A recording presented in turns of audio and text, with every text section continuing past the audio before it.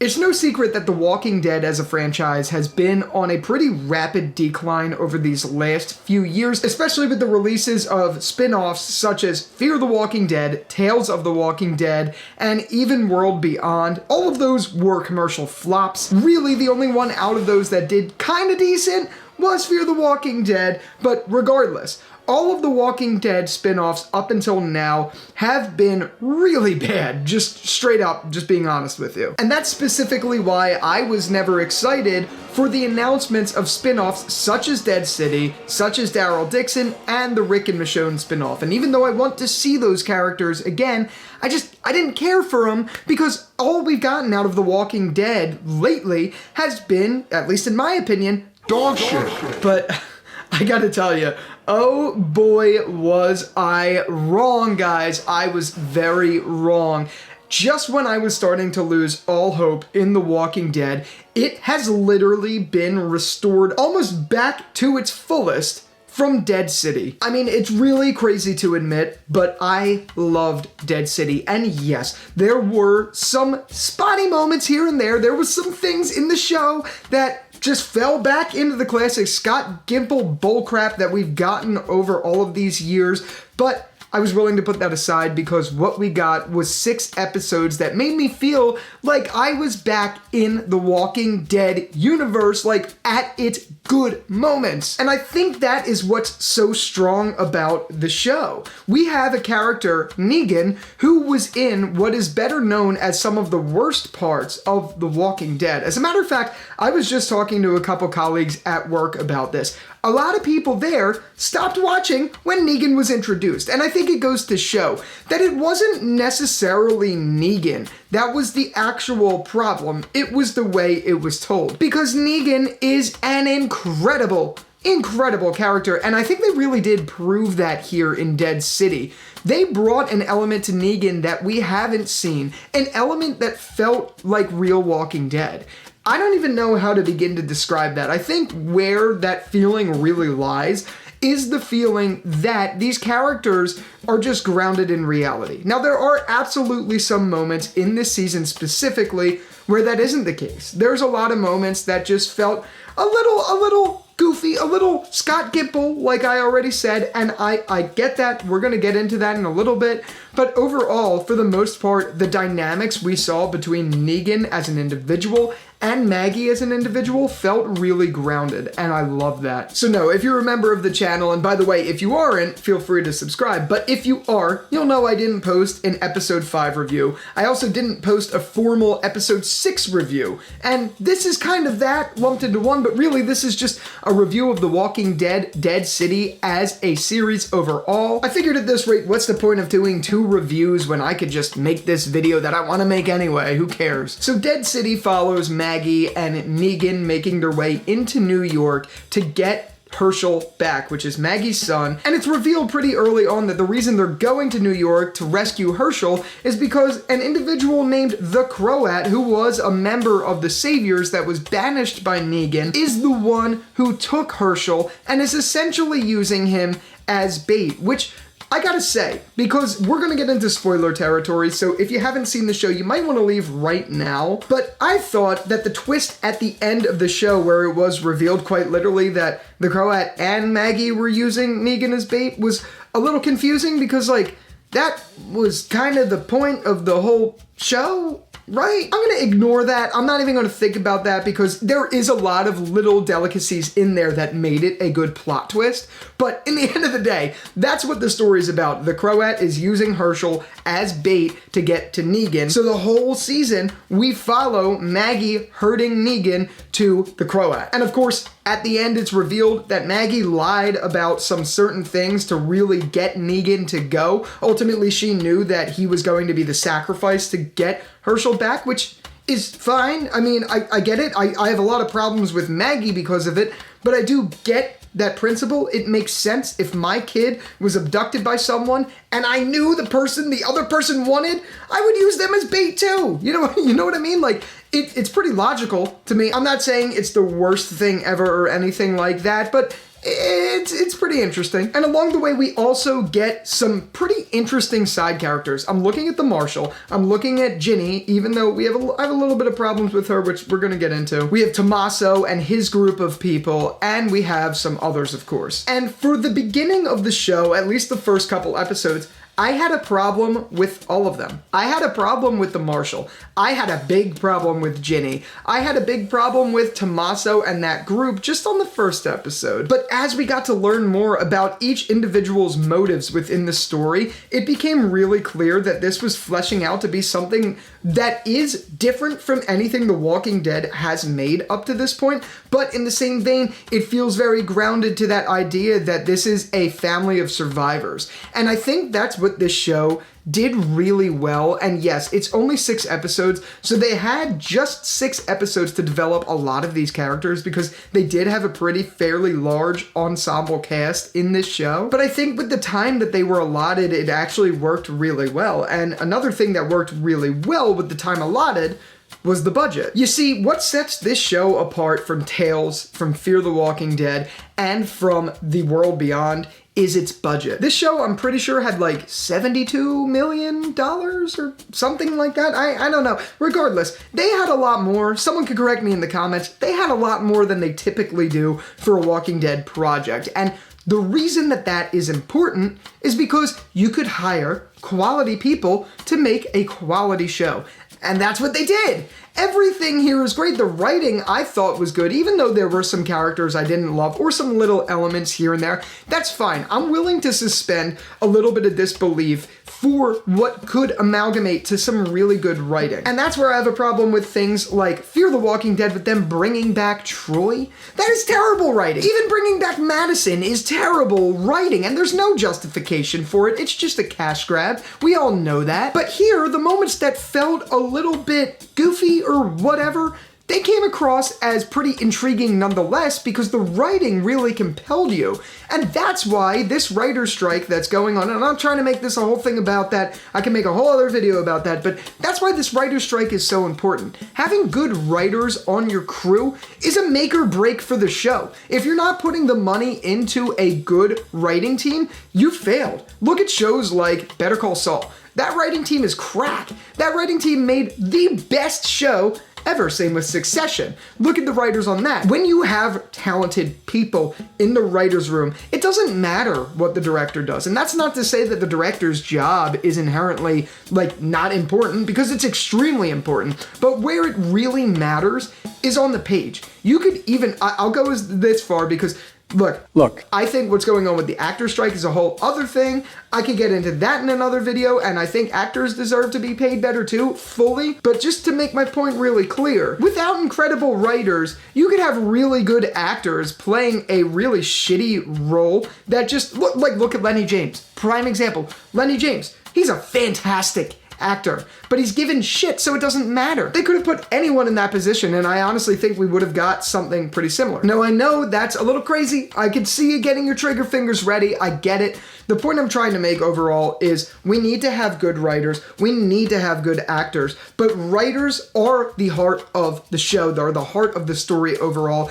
and if you fail them, you're failing the entire production. But that's really what makes this show so good, and I'm going off on a bit of a tangent, but it really goes back to the general point that when you put the right budget in and you put the right people in the right jobs to make something, you could get something really good and really authentic. Like I've said, this is the first Walking Dead project since the original series that has felt good. It's felt right, and it's felt like just an extension of what used to be and what used to make The Walking Dead so special. And to back up what I'm saying just a little bit more, there's some reasons that I like the show. Number one, this is bias, of course, but I really like Maggie and Negan as a dynamic, and I've seen some feedback from people both on my videos and on other videos talking about this show that they're sick of the Maggie and Negan saga. It should be done, sure, whatever. I do get that, but the point is, Jeffrey Dean Morgan and Lauren Cohan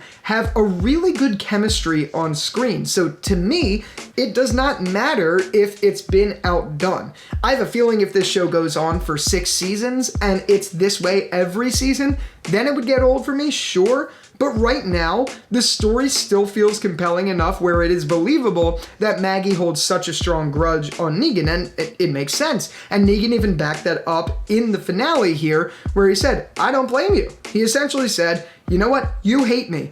I get it. I've tried to say I'm sorry, but you hate me. I get it. You should hate me. But you can have all of that and still have them together where she goes back and forth from liking him and not and all of that stuff. It right now does not feel like it's overdone. But aside from just liking Maggie and Negan, I also just love Negan. Negan is my favorite character in the Walking Dead universe. So having him at the forefront of a show is very special to me. Another reason I really like this show is that it ties into a storyline from the canon series that I think was really poorly handled. And I like that they kind of did it a little bit of justice here. You see, a spin-off show all about the Saviors makes sense. And I know for a lot of people, they don't like the Saviors. That's fine and dandy and all of that stuff. But for the people out there, the club that I'm in, I know there's a lot of you out there that love it too, but for the club that I'm in, it's great. It really is. It's just great to see, and I feel like they've done it justice. They even brought back Simon, which was great. It didn't feel forced. No one saw it coming, and which is another thing I really like about the show. They didn't tease Simon was coming back at all. They don't need to do that. Again, it goes back to writing. You don't need to tease things like that, and you don't need to draw your people in by being like, oh, guess who's coming back? You don't need to do that if the writing is really good. When Stephen Ogg came back as Simon, it just felt natural. It felt right. It wasn't distracting in any way, shape, or form, which is very important if you're going to bring someone back from an original series. And overall, it just made sense. And even the introduction of a character like the Croat, who admittedly I thought was a little cartoonish, sure, but bringing him in the fold and him being a savior and us not knowing about it from the original series, I thought it was told really well that they added him in naturally. Naturally! See, unlike something like Fear the Walking Dead, which I keep referencing, when they talk about the Croat being with the saviors and all of that, to me, it felt like it made sense. It didn't feel too far-fetched, but sometimes in these spin-offs, or even the later half of The Walking Dead, they bring people into an event just for convenience, and it didn't feel believable. Here, the Croat kind of did. And if anything, he did more because we didn't see him during our arc because he was banished at that point. So that's a really easy way to write yourself out of a corner, and that's great and all. But just overall, the story made sense. It didn't feel unbelievable or cheap to me. I liked it. And lastly, the biggest thing that I like, and again, this is personal bias as a New Yorker, not really, I'm not a New Yorker, I'm a New Jerseyan, but you get the point. I fucking love the setting. I love it. I love that it is being shot in a city where not only do I work sometimes, but I go for fun and it's only an hour away from me. I love that. There's something really special about when a setting connects with you on a deeper level, and I think that Dead City captures that really well because it's in a city that is so well known throughout the United States, and it's just really great when everyone could be tied into something like that. Look, I think Maggie put it the best in this last episode where she was talking about Macy's around Christmas time. That's a feeling I also feel. That's why it's really relatable, because I know a lot of people out there feel the same way, especially like if you've seen Elf, you know what I mean. But as I was watching it, I was like, bring up Elf, bring up Elf. Of course she didn't. That wouldn't really make any sense, but it's still, it's just funny to think about. But overall, that's something that I really like. I like that the setting is in a place I know. They were traveling through the Penn Station, which I know. They were in Madison Square Garden, which I'm going to in a couple weeks. Like, overall, the point is, it's familiarity, and familiarity is great to see. Even the fact that it was shot in New Jersey, and it looked like it was shot in my state. That's awesome. Like, I don't know. I know that's a small detail, but for me, it goes a long way. And I'm willing to put aside some of the goofy elements of this story for those reasons. And I know, I've made a lot of videos where I've been very critical about Fear the Walking Dead franchise overall, and Troy Otto. If you haven't seen that shorts, you should go check that out. But I get that this kind of goes against my principles as someone who has problems with a lot of the goofy elements of the show. But I was willing to suspend all of that here. And like, I get the argument that this is a zombie show, so you should suspend a little bit for it because it's not even real to begin with. But the thing that made The Walking Dead so special was, yes, there was zombies in the show, but it didn't feel like a zombie show. It felt like a show about humans interacting with humans. And that is what Dead City captured so well. But of course, I do have to point out that there are some things that I didn't like about the show. For instance, one I already brought up, and it's that I don't really like the Croat as a villain. I'm glad that later on in the show, they pointed out that he's not really like the main villain, and we have this lady that was the main villain the whole time, but he was just this kind of like goofy side character. I don't know. I didn't like the Croat as a villain. I didn't. Even though I guess technically he's like not a villain. He just appears to be the villain, but he is the villain, but he's not the villain. I don't know. Case in point, I thought his performance as the portrayed villain or antagonist of the show was just a little cartoonish. That ties into, of course, things like his accent. Not that I have a problem with the accent, but I think when they make super villains in shows, they always give them these like diabolical accents or something like that, and that really came across here. Of course, there's nothing wrong with being Croatian, there's nothing wrong with having an accent, but when your villain is like that, like, it just kind of adds a goofy element to it. Not that I'm expecting everyone to have a very monotone accent, but like, another prime example of where I thought that was goofy was Alpha in The Walking Dead. Her voice, when I heard her talk for the first time, I was like, what? That is not what I was expecting. As a comic reader, in my head, I always had a voice for Alpha. This is a little different, wherein this is a brand new villain, so it could be whatever it wants, but I just think the additions of the accent, the way he like skipped around and was like whimsical, it just made him feel like cartoony. Okay, but besides that, another problem that I had with the story at large was Ginny. I didn't like Ginny, and even up until this last episode, I didn't like Ginny at all. I understand now what her dilemma was, and I get her story arc in this season more, but that doesn't mean I like her. I don't like her. As a matter of fact, I felt legitimately the same way that Negan did in episode 6, where when Ginny finally said something, which we all knew was going to happen, Negan was like, "You're finally talking this whole time?" Like, that's how I felt too. I'm sure that's how everyone felt. Like I said, I think Negan in this show has done a really good job of being a foil for the audience. And that's great, because for the longest time, we were against Negan, especially in The Walking Dead's earlier seasons with him. We didn't want to support him. But in this show, I feel like the audience has nothing to do but fully support him, and he's speaking for us. And I think that's crucial, but back to Ginny, I couldn't stand that Ginny didn't talk the whole time. I did think that was a goofy writing decision in an otherwise very well written show. And look, I get it, I'll play devil's advocate here. It does make sense in terms of the arc of her character and the dynamics around it, and everything that happened, like with Maggie, with Negan, those two dynamics brought together through Ginny as the foil.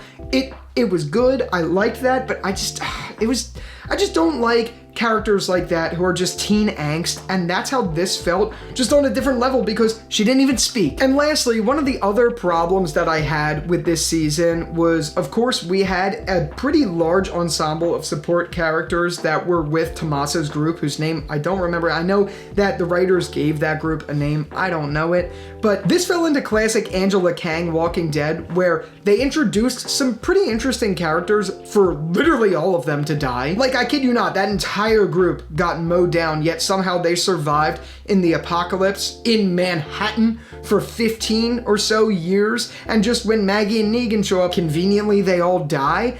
That I thought was genuinely dumb. Like, I just didn't like that, and I liked Tommaso.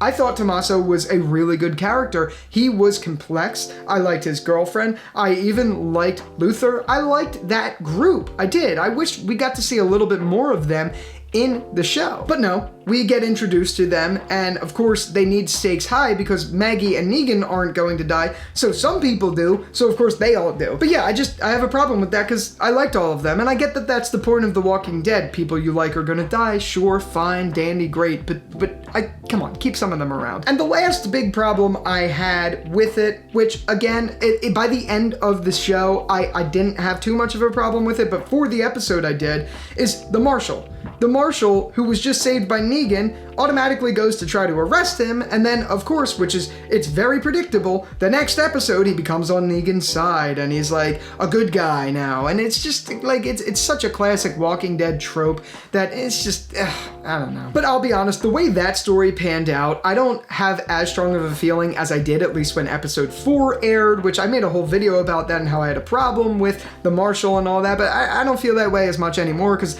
I thought his character arc was done well. And I again, back to the things I liked about the show, I think they did a very good job of wrapping up everyone's arcs for the season. You know, a good show should be able to tell a cohesive story from start to finish in one season with compelling character arcs, and that's what this season did. I mean, obviously we're gonna have some spillover, like we're gonna have stuff again with Maggie, we're gonna have stuff again with Negan, and that's great and all, but for the most part, everyone's arc felt very completed here, and by the end of episode 6, we were left not with too much, but with a little bit of a setup for what may be coming in season 2. And what's to come in season 2 seems really cool. It seems like we might get Savior Negan back, but in a different way. We might get him ruling Manhattan and that whole crew, but maybe he's changed. Like maybe he's going to be a more based version of himself, which would be great to see, or maybe not. Maybe he goes to war with these people. Who knows what's going to happen?